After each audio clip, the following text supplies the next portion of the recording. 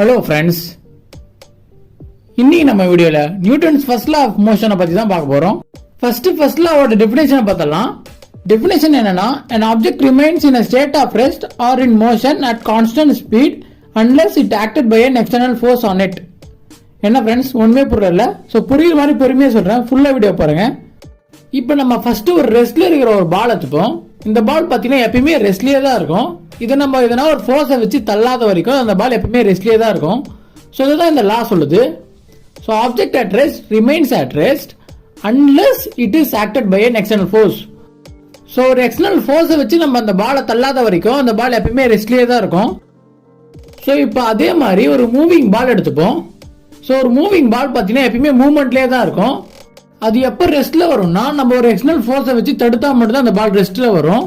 So நம்ம தடுக்காத வரைக்கும் அந்த பால் மூவ்மெண்ட்லேயே தான் இருக்கும். ஸோ இதுதான் இந்த லா சொல்லுது. Object in motion remains in motion unless it is acted by an external force. So ஒரு எக்ஸ்டர்னல் ஃபோர்ஸை வச்சு அந்த பாலை தடுக்கிற வரைக்கும் அந்த பால் மூவ்மெண்ட்லேயே தான் இருக்கும். ஸோ இதுதான் இந்த லா சொல்லுது. ஸோ இப்போ ரெண்டுத்தையும் சேர்த்து வைப்போம். Object remains in state of rest or in motion at constant speed unless it is acted by an external force. So அதாவது ரெஸ்ட்ல இருக்கிற ஆப்ஜெக்ட் ரெஸ்ட்லேயே தான் இருக்கும், இல்லை மூவ்மெண்ட்ல இருக்கிற ஆப்ஜெக்ட் மூவ்மெண்ட்லேயே தான் இருக்கும். ஒரு எக்ஸ்டர்னல் ஃபோர்ஸ் வந்து அந்த ஆப்ஜெக்டோட ஸ்டேட்டை மாத்தாத வரைக்கும். ஸோ இதுதான் நியூட்டன்ஸ் ஃபர்ஸ்ட் லால சொல்றாங்க. ஸோ உங்களுக்கு இந்த வீடியோ பிடிச்சிருந்தா லைக் பண்ணுங்க, ஷேர் பண்ணுங்க, சப்ஸ்கிரைப் பண்ணுங்க. தேங்க்யூ.